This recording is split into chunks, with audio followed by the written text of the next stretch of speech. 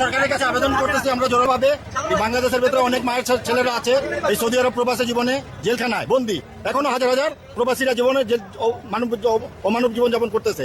আপনার প্রতি নিকট সরকারের কাছে আবেদন করতেছি অতি শীঘ্রই ঈদের আগে আগে যত তাদেরকে সফর দেওয়া হোক।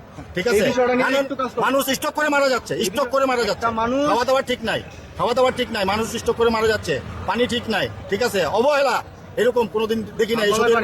পানি খাইতে হইতেছে, বাথরুমের পানি খায়, একটা বোতল পানি 2 দিন, 2 জনের 1 বোতল পানি, একটা অর্ধেক করে খাইতে হয়, দুপুরে অর্ধেক খায়, রাত্রে অর্ধেক খায়।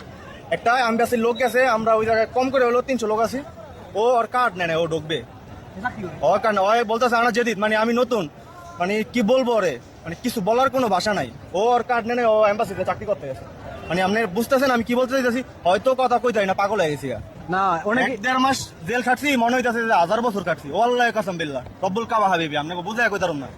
কি অপরাধে ধরছে আপনাকে? কোনো অপরাধ না, আমার আকামা আমার টাকা এখনো 2 মাসের মানে ম্যাচ ছিল, এই জায়গায় হুরুপ মারি আইছে, কফিলের ম্যাচ আছে এটা। ও অন্য আমেল আনবে, আমারে বাইক করেছে ওর থেকে, আমার সুযোগ দেয় নাই অন্য জায়গায় যাইতে। কি কাজ করতেন? আমি আমার দোকান ছিল, বোরকার দোকান ছিল, রিয়াদে ছিলাম, দোকান দেখাশোনা করতেন? হ্যাঁ।